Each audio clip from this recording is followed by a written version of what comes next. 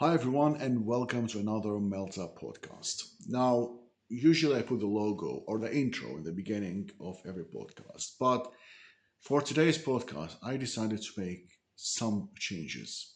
Let me clarify some points before we kick off. Today's podcast is with my university friend from Syria, Batoul. We first met in 2007 at university, and since then, we have become best friends. She has always been my friend, and when I left Syria for the first time, she was among the very few people with whom I met before finally leaving Syria. She was my friend in Syria, in Ukraine, and now in Germany. We're still in contact, and I still consider her as one of my best friends. Now, that's the information you need about her before we dig deeper um, in her teaching life and university education which she had before she started teaching. Now, I would like to talk about some technical things. Um, if you are today in Germany or in any part of the world and you want to have meeting and an online meeting with anyone, it's quite easy to use Zoom or Google Meet or the application which I hate, Teams, uh, or even a video call on WhatsApp. In Syria, such options do not exist. It's impossible. First, many of these applications are blocked, are still blocked, God knows for how long. And the second option, even if you try to use a video call on WhatsApp, which is not blocked, but we still had the problem of bad internet. So it would be impossible to have this video call on WhatsApp. So we reached a dead end. What to do? We had to come up with ideas how to solve this problem. And that's what we do. We follow every possibility, every way that could solve the problem. That's what we do as teachers inside the classroom or outside the classroom. So we came up with an idea. I would record my own videos, she would record her own videos, and then she would send me those videos on WhatsApp. The total size was 300 megabytes. Again, there was another problem. 300 megabytes, any part of the world, let's say 90% of the world, you click, go, make some instant coffee, you come back after 30 seconds or even less, and it's sent. The 300 megabytes are sent. In Syria, it doesn't work this way. We spent a day and a half to send all videos for 300 megabytes. Yet, I'm still very proud of her. She didn't say no. She was courageous enough to take part in these podcasts. I've offered these podcasts to many people in Syria, and she was the first to say yes. She was not afraid. She didn't say, "Oh, my English is bad. I'm afraid to do this. People would laugh at me. People would say that how could she teach? Blah blah blah." No, she tried. She had all of these difficulties, these hardships, and yet she said yes and she made it. I've always been proud of her, but today I'm ultra proud of her, and I'm very happy to have a good person and a good friend like her. So I had to clarify these points before we start the real podcast. So I hope you enjoy it. Let's go.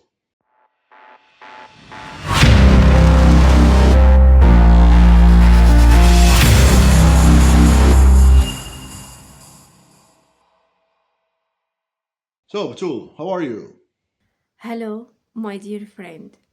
I'm very happy to be with you today on this podcast, and I'm so proud of you. Thank you. So, the first question, we both know that in Syria, young people don't have the opportunity to choose what they want to study. Only the lucky ones can actually choose. Studying English at university, was it your personal choice, was it your own choice, or it was the only choice available? Yes, I choose to study English because it's my favorite language. I had other choices, but it was my favorite one. And English is a global language, and I have loved it since I was a kid, actually. Okay, let's talk about the subject which we study at university. We studied during 4 years, we studied a lot of subjects. Now, do you think the subjects you studied or we studied at university were all useful in our today's life, or you think we studied more than what we really needed? To be honest, my university studies weren't easy at all. I faced many challenge beyond my control. The subject were very taught.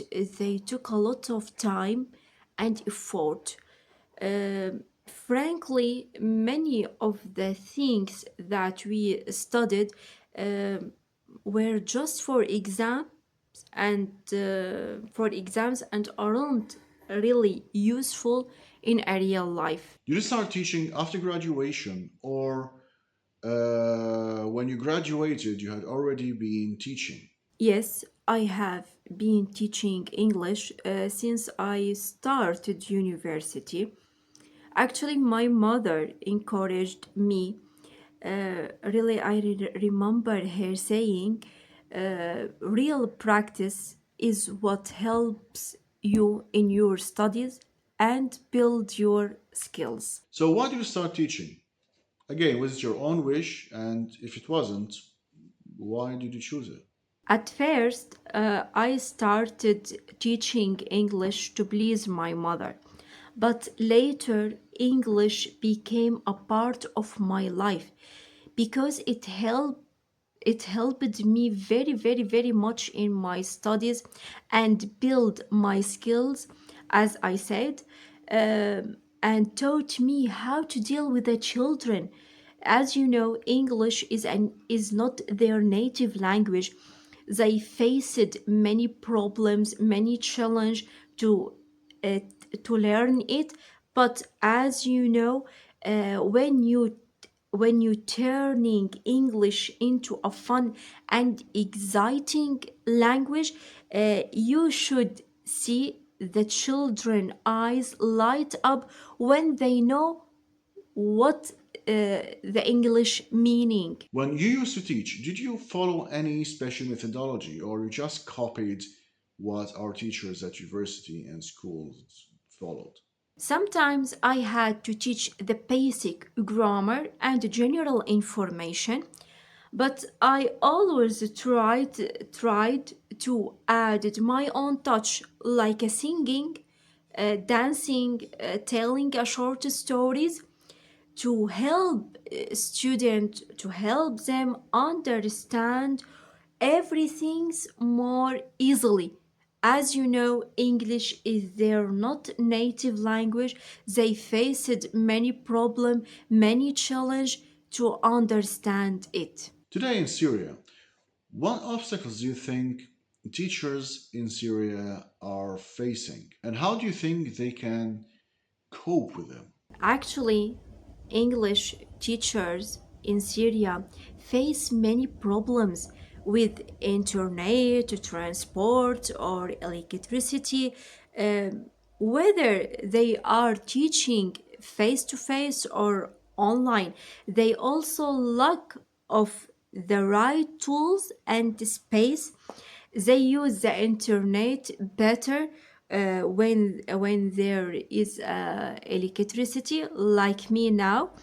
They try to adapt everything in Syria.